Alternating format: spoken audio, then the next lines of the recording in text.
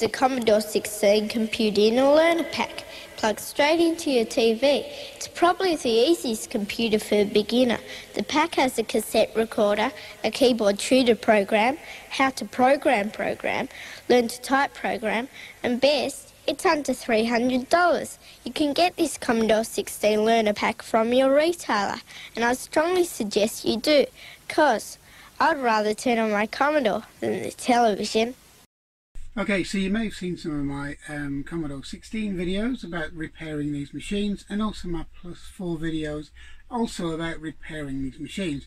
But it struck my mind that I've done a review of the Plus 4 but not a review of a Commodore 16, and that little advert that you've just seen prior to me coming on, it's the only one I could find. It's the only TV advert I could find. And what struck me is that looking at that advert, the Commodore 16 had a place. You see, most people thought the Commodore 16 wasn't really a machine that had any place because of the Commodore 64. And it also said that, most people said that, the Commodore VIC-20 was really a long time before the C16, and the Commodore 16 didn't improve on it that much.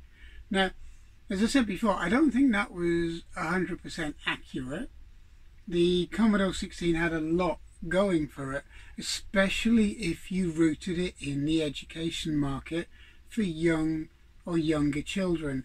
Because you've got to remember, this machine was around about £99 in the UK. It was kind of getting close to where Jack Tramiel wanted it to be positioned in the first place. So, you know, he thought it would be around about the £50 or $50 mark, and it eventually sold for £99. It was also discounted in a lot of places. Now that made sense. And the Australian advert, it was advertised with a complete education pack with basic, introduction to basic, and a cassette unit as well. So it was a bundled pack. Now that was where this machine should have been placed, but it wasn't placed like that in the UK. It wasn't placed like that through a lot of places in Europe, and it definitely wasn't placed like that in America. So looking at it from a slightly different perspective, was this machine that bad? I mean, did it deserve the reputation it had? So let's start off with the basic machine itself. It does look a lot like a Commodore VIC-20 or a Commodore 64, apart from the colour. It's quite a nice colour now, because it doesn't need a lot of work to keep it nice, or retro brighting or anything like that, because the dark impregnated plastic on it wears very, very well and is a lot more resistant to UV light than the Commodore VIC-20 is and the Commodore 64 is, and that's a bonus. The keyboard was nice. The keyboard was roughly the same as the VIC-20. It was lightened though, because if you press the keys on a VIC-20 and then press the keys on a Plus 4, you'll find out that it was kind of, it felt lighter. It was definitely a slightly more cost reduced, but it was okay. It works, and this keyboard will work on the 64 or the VIC-20 anyway. So if you want to chop and change colours on your keyboards, this is the way to go. The case itself, as I said before, it depended on where it was produced. If you saw my previous video, the original C16 I had an awful crunchy case, awful cheaply designed and cheaply manufactured case and keyboard. So I think it depended on which country this machine was actually produced to how good the quality was. The machine itself looked, for all intents and purposes, exactly the same as a Commodore VIC-20 or a Commodore 64 bar the colours. So when you turn the machine around, you'll find out there's a little bit missing in comparison to a VIC-20 or a Commodore 64. You have a slot marked memory expander, which is virtually a cartridge port. You also have your RF lead, your video lead, and you have a serial. So video out, serial. And then on the end you have a cassette port, and you notice that is very different to the VIC-20, Commodore 64 and PET. They changed the adapters, and a lot of people moaned about that, but I don't think it was basically to make life difficult for people. It was a space-saving option as well. So, I mean, at the end of the day, on the Plus 4, there was very limited room on the back, and they carried it over to the Commodore 16. And on the side, you have your usual reset, power on and off, and your joystick ports again are the mini DINs, which people complained about. I can see why they did it. I can see why they carried it over from the Plus 4, because they probably bought millions of these sockets and they had to use them. And at the end of the day, it was more of a commercial standpoint than anything else. I very much doubt they really wanted to cheese off their customer base, because this was taken from the original C116, which used the same connectors, and it was a carryover. And the other thing that you could get with the Commodore 16 or Plus 4 was a color-coded cassette deck, which seemed to not really match a lot of them, because I guess the colours were more C116 and they deemed it close enough when they brought this machine out not to change the colours for either this or the Plus 4, which is understandable because it wasn't particularly a deal breaker. The colour not quite matching wouldn't have particularly put many people off buying the system, and all of the disk drives etc. would still work, even the 1541, which you can see there. Now the basic specs of this machine were in some ways poor, but in other ways very, very good, because there was very few computers out there for this price range which had a full travel keyboard, didn't rely on membrane or rubber keys, and very few computers that were virtually full size as well. Also, it had 16K of memory, which was, to me, was quite a limiting factor. And the problem with that is that it meant the Plus 4 was hobbled. It was hobbled by the lack of available memory in the 116 and the C16, which is this model here. So most of the software was written around the Commodore 16 because it would work on the Plus 4 as well. Now that shouldn't have been a killer either, because this also had a cartridge slot which would allow fast loading of games, but developers weren't particularly, especially in the UK, producing an awful lot of software for this machine. There was quite a few out, and quite a few good titles, such as Bomb Jack and so on. And when the Olympic Games series as well came out on the Commodore 16, and that worked very, very well.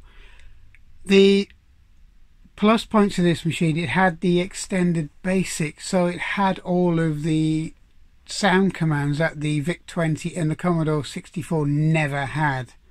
It was massively improved with that, had a lot more colours that you could use, and it was, on that front alone, it should have been a very popular machine, because it had a good subset of BASIC, it had a lot more colours, and it was technically a little bit more advanced in that department than the Commodore 64 was, and definitely more advanced than the VIC-20, but people didn't see it like that. They saw this as an also ran to the Commodore 64, which I think was a shame, because the Commodore 16 wasn't that bad. It was on par, apart from the memory, with a lot of the other micros that was still out at the time. One thing I was quite, I wouldn't say disappointed with, but I was quite a little bit indifferent about, was probably the best way, is how the manual had changed. It had gone from quite a friendly manual full of characters and full of drawings and cartoons to, again, quite an austere version of it. I mean, it was still good. I mean, the manual itself had a lot of the stuff which the VIC-20 was quite famous for, and one of them was converting your Commodore into basically a basic music machine. And this is part of the listing for it, and as you can see, the use of the sound command.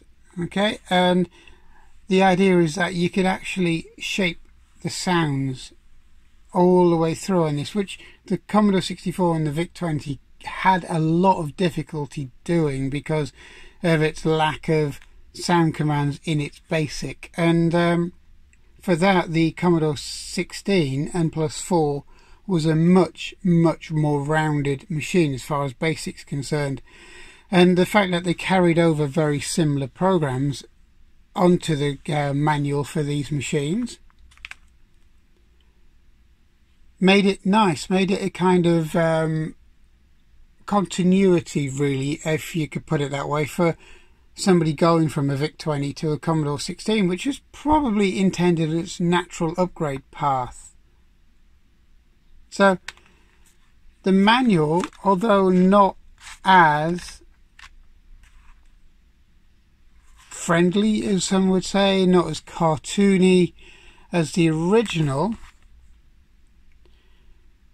had reflected how times had moved on, because people were no longer as wary of these machines because they'd been out for a few years, so they could have afforded to make these manuals a lot more grown up, if you want for a different word, and make them a little bit more intensive than the original ones for the VIC-20. And the same goes for the introduction to basic. It's a spiral bound manual in this form, and it covers quite a lot, and it also isn't a bad manual. It's even got notes on this version of somebody who previously had this manual, and it's not a bad manual. It goes through all the displays. They say somebody's been making notes, which is ideal for what you need to do in a manual. So there was space in this to add your own notes and to teach yourself as you were going along. So it was still intended as a teaching machine. And it also had good use of flowcharts as well, which a lot of manuals actually forgot about. So this manual wasn't bad at all. And the manual also came in two different flavors. One is a spiral bound and one is a hardback style book, which is this one here. And it doesn't make any difference if you're going through the manual yourself,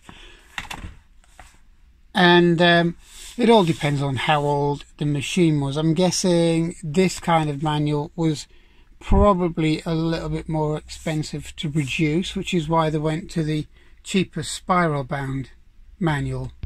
And that's the thing with Commodore. It was always looking to cut the cost out of the machine, whether it was a few pennies on producing a manual or it was a few pounds on producing the computers themselves. And it didn't matter which model it was, they had the same philosophy all along. And sometimes it worked, but in the case of some of these machines, like some Commodore machines, depending on where they were manufactured, it didn't, because it ruined the quality of the machines. And I think initially as well, the games kind of let the C16 down a little bit, because this was the kind of quality of the games they were putting out, graphics wise, on some of the earlier Commodore 16 games. It was kind of as if they took a VIC-20 game and just went, that'll do, and that wasn't what this machine could do or what this machine was all about. And I'm afraid they kind of hobbled themselves in a way, because a lot of these software companies didn't put the effort into the machine that, you know, they could have. Short-sightedness from these companies, they kind of didn't realize that they had 3 models out there which could all run the same software, which is the 116, the 16 and the plus 4, or the 264 that originally was going to be called. And Commodore was actually at the start of trying to standardize models in a way that IBM did with their model, so every model could run every other software regardless of the memory that was in the machine. And so you had incremental upgrades that could all run backdated software in the back catalogue. And I think people missed that point as well. And one of the nicer things about the C16, the TED range, was that the colours on the screen were a lot nicer than the Commodore 64. The Commodore 64 used those muted kind of blues, and that was because it was hiding a fault with the video. The video would kind of glitch and sparkle, so to hide that they used those colours, so when you first put the machine on, powered the machine on, you wouldn't see that. Now this had been fixed on the Plus 4, and you have a lot crisper, a lot clearer colours to do your work on, and the use of a white background and black text made it a lot more readable and a lot more usable, and it had a lot more memory free as well in comparison to the Commodore 64.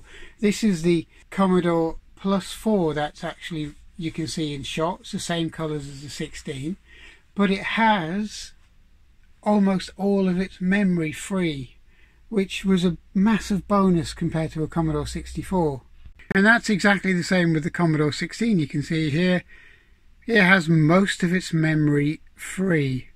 And up to the game. This is a game that kind of showcases the Plus 4 and the Commodore 16. It's Pac-Pac. It's written for those machines, and it kind of showcases what the machine was actually capable of, and in its sound areas as well.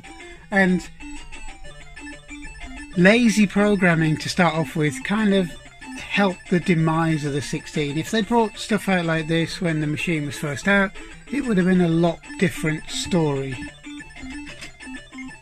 So what do I think about the overall legacy of the Commodore 16 and the Commodore Plus 4 and even the Commodore 116? I actually think the Commodore 16 wasn't as bad as it was made out to be. I'm guessing its reputation was made because of the fact that it only had 16K, and that was its limiting factor, because the machine was quicker than the Commodore 64. It was about 70% faster, and that alone should have scored it highly amongst enthusiasts and people, you know, who really wanted to upgrade their machine. But the lack of memory in this machine made it a kind of no-go. It was a great upgrade from the VIC-20, and if the software houses had put some more thought into it, it could have been an upgrade in a way from a Commodore 64, especially if you wanted to do programming. If you wanted sprites, and if you wanted, you know, the mega sound on it, then this wasn't the route to go. But if you were upgrading from a Commodore VIC-20, this was a very, very good machine. Then, as I said, Commodore was starting to standardize. They had what were near enough 4 different machines based on the same architecture, and this is where really, as things moved forward, is where Commodore and a lot of the manufacturers should have been putting their machines as backwardly compatible. Maybe they should have done that with the Commodore 64 rather than a completely reworked machine. But it didn't deserve its reputation. It was a lot more capable than people realised, and I think looking back at it, the machine should have done better, which is a shame. It's a shame. But overall, the Commodore 16 and the Plus 4 were not bad machines. They were decent enough for the time, and if you've got one, keep it now, because they're only going to get rarer. They do fail, and they're going to be lost other than having them run under emulation. So Commodore 16, not a bad machine overall, just out at the wrong time. Okay, I hope you like this quick review of the Commodore 16, and I hope you would like to subscribe. And going forward, we're going to do a lot more videos, and there are a lot more videos in my list as well, and if you want to watch one of those, that would be appreciated. Okay, so thanks for watching. Goodbye.